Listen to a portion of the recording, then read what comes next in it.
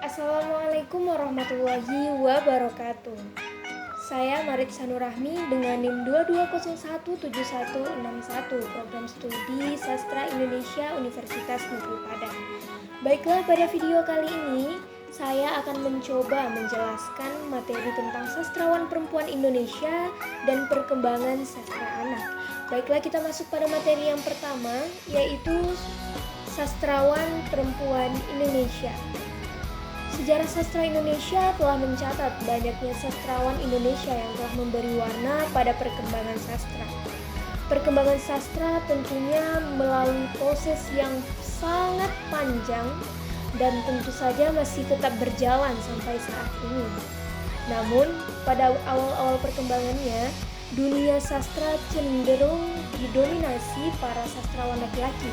Hal tersebut terjadi tentunya tidak lepas dari banyaknya pikiran masyarakat yang berpendapat bahwa perempuan adalah sosok yang lemah dan lebih pantas berada di rumah, mengerjakan semua pekerjaan rumah daripada membuat sebuah karya sastra. Namun siapa sangka ada perempuan-perempuan hebat yang berhasil membuat karya sastra. Siapa sajakah mereka?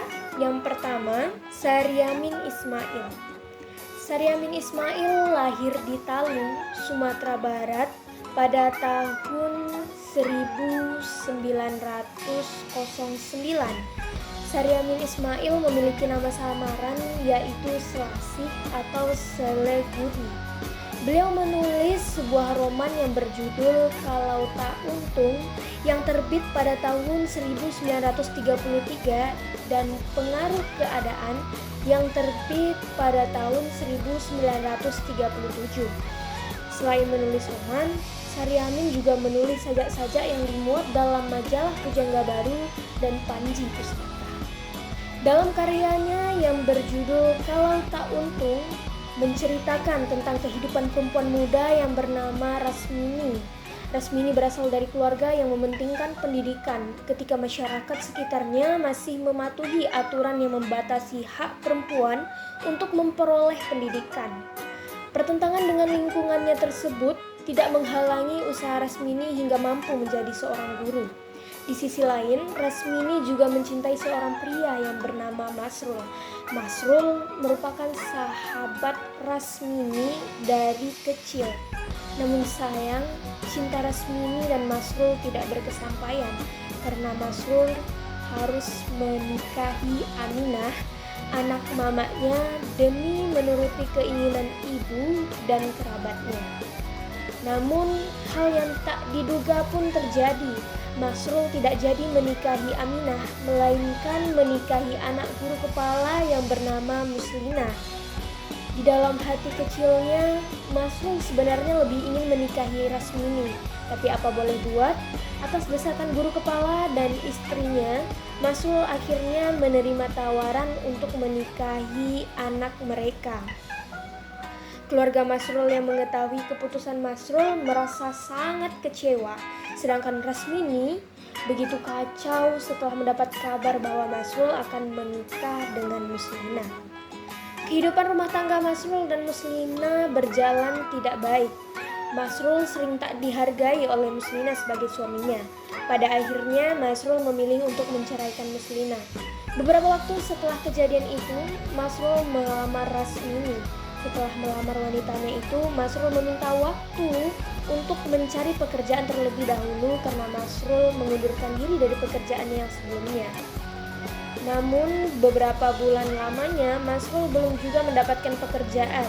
Hal tersebut membuat Masrul mengatakan dalam suratnya agar Rasmini tidak usah menunggunya lagi kalau ada orang yang mencintainya. Pernyataan Masrul dalam suratnya itu membuat Rasmini jatuh sakit. Rasmini yang hampir sembuh dengan kedatangan kakaknya Dalipah yang selalu mendampinginya itu kembali jatuh sakit setelah mendapat kabar bahwa Masrul berhasil mendapatkan pekerjaan dan membatalkan pernyataannya dahulu. Namun naas, kematian justru lebih dahulu datang pada Rasmini sebelum ia menikah dengan Masrul. Yang kedua, Fatimah H. Delais. Beliau merupakan sastrawan perempuan Indonesia yang lahir pada tahun 1914. ia menulis sebuah roman yang berjudul Kehilangan Mestika yang terbit pada tahun 1935. Roman tersebut menceritakan kemalangan dan penderitaan sang tokoh yang bernama Hamidah yang pada awalnya kehilangan ayahnya. Kemudian ia kehilangan kekasih berturut-turut. Karena rasa putus asanya, akhirnya ia menyetujui dinikahkan dengan orang yang tidak ia cintai. Sungguh malang, bertahun-tahun menikah ia tak kunjung mempunyai anak. Akhirnya ia memberi izin kepada suaminya untuk menikah lagi. Yang ketiga, Ida Nasution. Ida Nasution merupakan pengarang esai berbakat dari Indonesia yang lahir pada tahun 1924. Beberapa esainya pun dimuat dalam majalah-majalah. Pada tahun 1948, Ida hilang dalam perjalanan Jakarta-Bogor. Yang keempat, Walujati. Beliau lahir di Sukabumi pada tanggal 5 Desember 1924. Walujati mulai menulis pada masa-masa awal revolusi. Beberapa karyanya yaitu berupa sajak yang berjudul Berkisah, kemudian roman yang berjudul Pujiani. Roman Pujiani menceritakan sosok wanita berhati lembut dan keibuan yang bernama Pujiani yang memutuskan untuk hidup dalam ikatan pernikahan dengan laki-laki yang ia cintai bernama Suratno. Suratno sendiri merupakan seorang pelukis. Awal pernikahan keduanya berjalan sangat harmonis. Kehadiran anak perempuan mereka yang bernama Ismillah membuat Suratno mulai merasa bahwa Pujiani lebih memberikan waktunya pada Ismillah dibanding dirinya. Hal tersebut merupakan awal mula keretakan rumah tangga Pujiani dan Suratno. Pertengkaran-pertengkaran sering terjadi di antara keduanya. Bahkan dalam pertengkaran tersebut mereka saling menyalahkan. Tak hanya itu, Suratno juga bersikap acuh pada Pujiani dan Ismillah anaknya. Pada akhirnya Pujiani meminta bercerai pada suaminya Suratno karena tidak tahan melihat tingkah laku Suratno yang liar, bebas bergaul dengan calon-calon pelukis perempuan maupun laki-laki. Setelah bercerai, orang tua Pujiani meminta Pujiani untuk tinggal bersama mereka di Surakarta. Namun, Pujiani menolak dan lebih memilih untuk tinggal di Bogor membesarkan anaknya sendiri. Di Bogor, Pujiani menjadi seorang guru.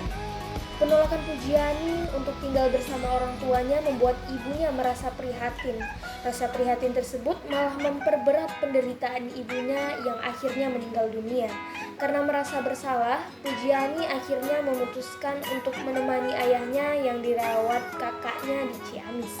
Pada saat itulah Ismillah sakit keras dan ayahnya Pujiani menyarankan agar Pujiani mengganti nama anaknya menjadi Kustiati. Dan akhirnya pada saat Ismillah berganti nama menjadi Kustiati, dia sembuh. Ayah Pujiani yang merasa prihatin terhadapnya berkali-kali mendesak Pujiani untuk menikah lagi. Namun Pujiani menolak.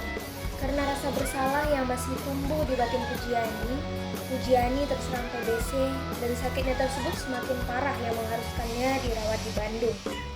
Sementara itu, Suratno telah menikah dengan Juwita, kawan sesama pelukis. Juwita memiliki sifat yang berbanding terbalik dengan Pujiani. Pernikahan Suratno dengan Juwita dipenuhi dengan ketegangan. Pujiani yang telah sembuh dari penyakitnya itu sebenarnya masih mencintai mantan suaminya tersebut. Namun setelah mengetahui kabar rumah tangga Suratno dan Juwita, penyakit Pujiani kambuh dan akhirnya Pujiani meninggal. Sementara itu, Suratno akhirnya bercerai dengan Juwita karena pergaulan Juwita yang semakin bebas dan ia menjauhkan diri dari pergaulan dengan perempuan. Pada suatu hari, Suratno mulai tertarik pada Kustiati, salah satu murid yang ia ajarkan melukis. Suratno tertarik pada Kustiati karena ada kemiripan antara Kustiati dengan Pujiani, mantan istrinya. Di samping itu ada juga seorang pemuda yang juga menyukai Kustiati yang bernama Sugondo. Hingga suatu saat, Kustiati meminta untuk melukis foto ibunya dan alangkah terkejutnya Suratno ketika melihat foto tersebut. Ternyata Kustiati adalah anaknya bersama mantan istrinya Pujiani. Pada akhirnya Suratno memilih untuk menyerahkan anaknya kepada Sugondo. Beberapa bulan kemudian Suratno meninggal dunia. 5. Titi Said. Titi Said lahir pada 11 Juli 1935. Sastrawan perempuan Indonesia yang satu ini merupakan seorang cerpenis yang sangat produktif. Kehadiran sosok Titi Said dalam sastra Indonesia berhasil menarik perhatian seorang kritikus sastra. Habib Yasin mengemukakan bahwa Titi memberikan kesan yang jauh lebih dewasa jika dibandingkan dengan pengarang wanita lainnya. Dia bercerita sewajarnya dan latar yang digambarkan tidak terasa canggung. Tokoh-tokoh yang digambarkan dalam cerita pendeknya itu adalah manusia-manusia yang menghadapi hidup dengan penuh kesadaran, menegakkan keadilan dan kebenaran, serta menjaga martabat dan harga diri manusia. Beberapa karyanya yaitu yang pertama ada kumpulan cerpen yang berjudul Perjuangan dan Hati Perempuan yang terbit pada tahun 1962. Kemudian yang kedua novel Lembah Duka yang terbit pada tahun 1975. Yang ketiga novel Jangan Ambil Nyawaku yang terbit pada tahun 1976.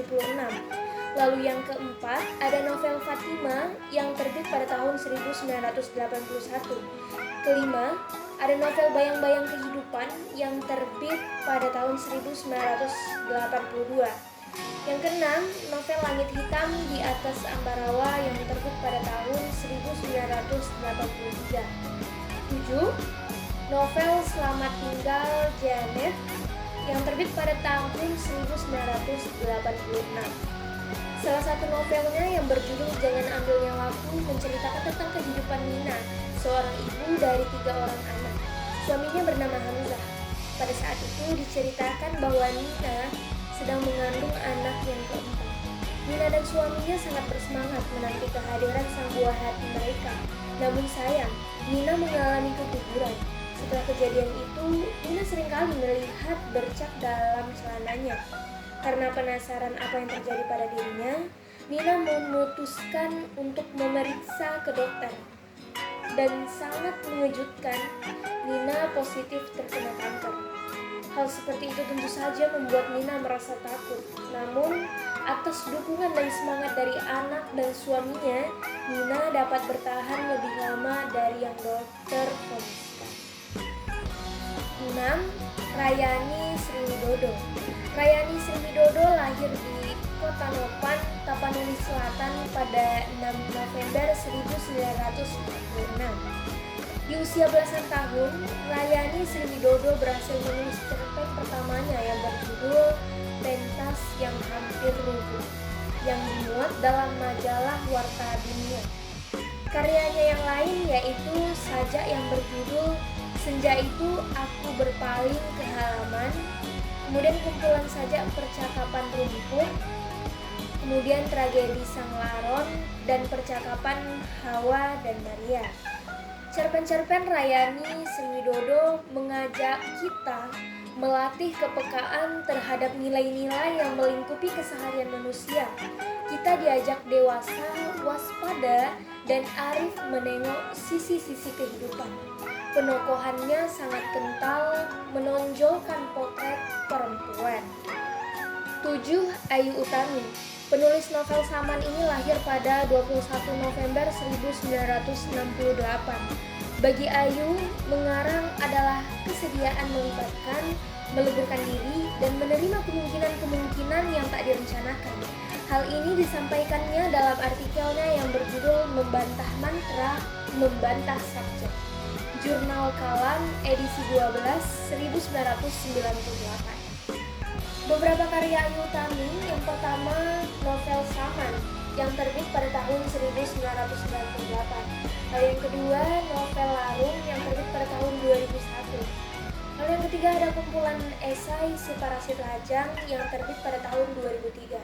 Dan yang keempat novel Cerita Cinta Enrico yang terbit pada tahun 2012. Salah satu novelnya yang terkenal yaitu novel yang berjudul Saman. Dalam novel ini diceritakan tentang kegelisahan sekumpulan perempuan yang bersahabat sejak kecil. Kegelisahan tersebut adalah kegelisahan seksual. Yang terakhir, Dewi Lestari. Dewi Lestari atau yang lebih akrab disapa dengan nama D, lahir pada 20 Januari 1975. D merupakan seorang penulis, penyanyi, dan penulis lagu. Karya D salah satunya adalah novel Perahu Kertas. Novel tersebut bercerita tentang cinta, pencapaian mimpi, dan kejujuran hati.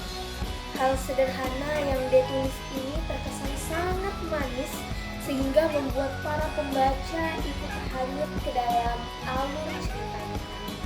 Kita masuk pada materi yang kedua, yaitu perkembangan sastra anak. Perkembangan sastra anak yang terekam dengan baik tidak ada di Indonesia. Hal ini terlihat dari belum adanya ditemukan buku-buku yang membicarakan sebagian atau seluruhnya tentang perkembangan sastra anak Indonesia. Namun, jika membicarakan tentang sastra anak, terdapat 3 genre sastra anak, yaitu prosa, fiksi dan non-fiksi, kemudian puisi lirik dan puisi naratif, dan yang ketiga yaitu drama. Berikut akan dijelaskan perkembangan sastra anak. Yang pertama, perkembangan prosa anak. Meski tidak terdokumentasi dengan baik seperti di Inggris dan Amerika, perkembangan sastra anak dimulai dari tradisi lisan.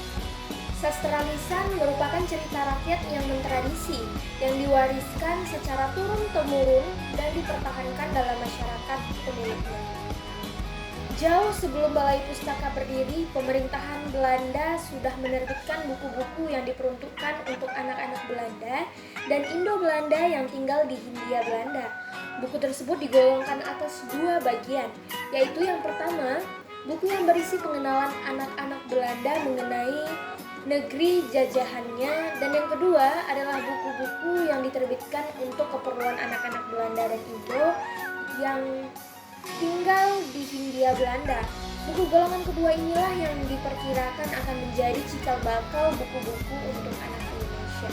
Pada periode 1900 sampai 1920 atau yang dikenal dengan nama Balai Pustaka, selain buku-buku yang berisi tentang cerita rakyat yang diterbitkan dalam bahasa daerah, tidak ada ditemukan arsip yang memuat adanya karya sastra, baik novel maupun cerpen yang khusus untuk anak. Begitu juga pada periode berikutnya. Setelah adanya Instruksi Presiden Nomor 10 Tahun 1973 dan Impres Tahun 1974 yang berisi penyediaan buku bacaan anak-anak, barulah penerbitan buku sastra anak ramai.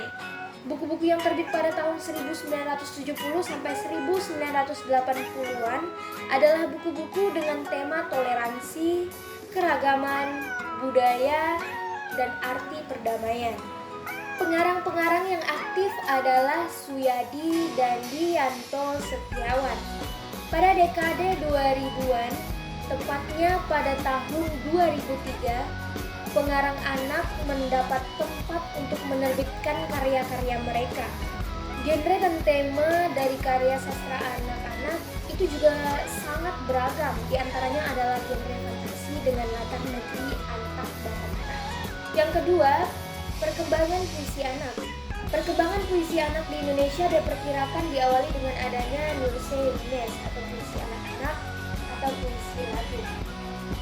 Pada masa awalnya sekitar tahun 1950-an, hanya dari tulisan Sultan Takdir Ali Syahbana dalam bukunya yang berjudul Puisi Baru yang diterbitkan oleh Pustaka Rakyat NV pada tahun 1954, didapatkan fakta bahwa salah satu sastrawan Indonesia, Selasih Seleguri, sudah menulis sejak ia berusia 10 tahun.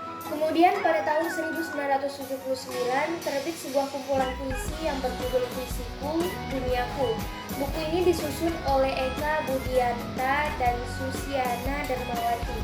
Pada tahun 1982, Ika Ara menerbitkan kumpulan puisi yang berjudul Anggrek Berbunga Sajak Anak-anak. Fenomena yang menarik terjadi dalam perkembangan puisi Indonesia pada tahun 2004, yaitu ada seorang penyair anak-anak bernama Abdurrahman Faiz yang menerbitkan kumpulan puisi untuk Bunda dari Dunia yang diterbitkan oleh Mizan Pustaka. 3. Perkembangan drama anak. Perkembangan drama anak di Indonesia tidak seramai prosa dan puisi.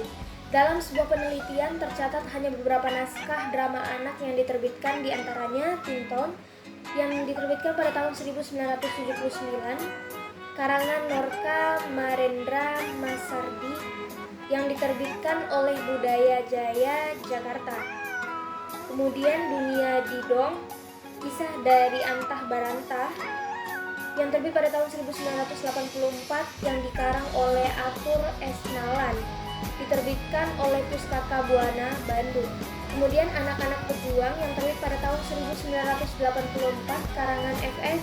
Surana, penerbit 3 Serangkai, Solo. Kemudian 2 sandiwara anak-anak, Belantara Jakarta dan Siapa Kau yang terbit pada tahun 1992 karangan Mansur Samin yang diterbitkan pada Tribuana, Jakarta. Sebelum itu, Mansur Samin juga menerbitkan naskah drama yang berjudul Warna Kasih Sayang yang terbit pada tahun 1982 yang diterbitkan oleh Balai Pustaka, Jakarta. Kemudian ada Kangkung Si Katak Kecil yang terbit pada tahun 1983 karangan Darnoto yang diterbitkan oleh Balai Pustaka, Jakarta. Selanjutnya Bentrokan Dalam Asrama, karya Ahdiat Kartaniharja yang terbit pada tahun 1991 yang diterbitkan oleh Balai Pustaka. Kemudian AAIIUU karangan Arifin Cengur yang diterbitkan oleh PT Panakecana Nusa Dipa, Jakarta. Pada tahun 2000-an, peneliti hanya menemukan 2 naskah drama yang diterbitkan, yaitu Nyanyian Rimba, kumpulan 4 naskah drama anak-anak pada tahun 2000 yang dikarang oleh Samsu Hadi, diterbitkan oleh Insan Cendekia, Surabaya, dan Majalah Dinding, kumpulan drama pada tahun 2006 yang dikarang oleh Bakti Sumata yang diterbitkan oleh Gama Media, Yogyakarta. Baiklah, hanya itu penjelasan materi yang dapat saya sampaikan. Jika ada kesalahan dan kekurangan pada penyampaian materi, saya mohon maaf. Saya akhiri dengan Assalamualaikum warahmatullahi wabarakatuh.